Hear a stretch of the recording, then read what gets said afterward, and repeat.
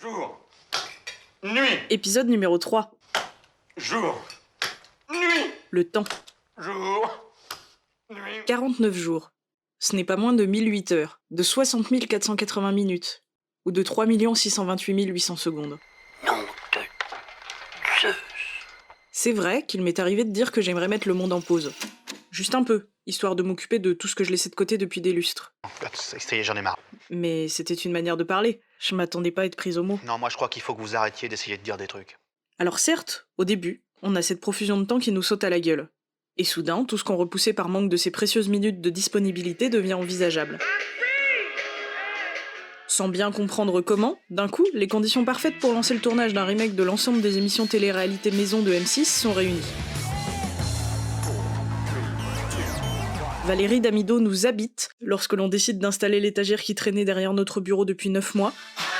Après ça, on se met à nettoyer le four, le frigo et tout ce qui supporte un bon coup de vinaigre blanc. Serpillière, éponge, détergent, eau de javel. Et puis enfin, quand tout est propre, on décide de se mettre en cuisine pour voir si nous aussi, on peut prétendre au titre du Top Chef spécial confiné. 2, 1, stop. On y gagne un certain sentiment de bien-être. On pourra dire au monde que durant notre confinement, nous aussi, on a eu notre période rangement, grand ménage et pâtisserie à tout va. Plein de choses gourmandes et croquantes. L'honneur est sauf. On peut aussi faire partie de ceux qui n'auront pas cherché à rentabiliser à tout prix cette profusion de temps. Et voilà. Maintenant, allons-y. Oh, c'est le moment, une petite sieste. Qui, par exemple, auront décidé de récupérer 10 ans de sommeil en retard, d'écumer l'ensemble du catalogue Netflix, de revoir les pas moins de 236 épisodes de Friends, et de classer les meilleurs spots de bronzage de leur appartement. Vous aurez raison de me reprocher une certaine caricature. Excusez-la, elle est comme d'habitude. Loin de moi l'idée de faire une hiérarchie entre ces deux manières de gérer le confinement. D'ailleurs, Moi, je crois pas qu'il y ait de bonnes ou de mauvaises situations. Alexis et moi, on a choisi l'option où on pioche selon les jours. Et je pense que c'est un peu le cas de beaucoup d'entre nous. Comment vous sentez-vous? Ici, c'est à l'image de notre morale. Tout à fait évolutif. Attaque. Allez, on y va. Allez, hop. Il y a même des jours où, miracle, on fait partie de ceux qui télétravaillent. Janine, des coups de fil? Mais ça, du coup, c'est à l'image de notre métier de freelance. Des clients éventuels? Un peu décousu. Aucun, monsieur Weckman. Quelle que soit votre gestion du temps, et malgré une sensation parfois agréable, on partage tous une chose. On serait prêt à tout refourguer pour être de nouveau assailli par le tumulte de la vie.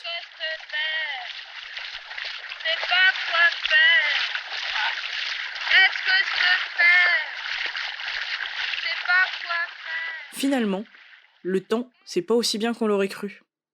Certes, le restaurant menu à volonté, c'est sympa, mais un bon gastro, c'est nettement plus savoureux. The menu, please. Et bien pour le temps, c'est égal. Le plaisir est bien plus grand quand c'est un plat rare. En ce moment, on frise l'indigestion. Vous n'avez pas terminé votre dîner? On perd l'envie d'en profiter, on gobe, on enfourne, et le plaisir s'éteint. Il faut finir, tout finir. L'ennui prend sa place. On en vient à regretter les journées où on enchaînait rendez-vous sur rendez-vous, les soirées à l'autre bout de Paris, la file d'attente dans les magasins, même vérifier 15 Vélib pour finalement rebrousser chemin vers la station de métro la plus proche, Attention à la marche en descendant du train. revêt un goût de nostalgie. C'est dire à quel point les tracas du quotidien nous manquent. Faut dire qu'ils avaient plus de panache que ceux de nos journées de confinement. Elles n'ont rien d'exaltant, nos journées. Oh, j'ai vu toute ma vie défiler devant mes yeux. C'était d'un ennui mortel. Alexis s'inquiète principalement de la présence constante de gruyère dans le frigo. Moi, j'ai développé une angoisse de la douche tardive. Résultat, discipline militaire. Premier passage dans la salle de bain, sortie obligatoirement douchée, y compris dimanche et jours fériés. Racontez tout ça à votre voisin, parce que moi j'en ai rien à branler de vos conneries. Même nos névroses s'ennuient.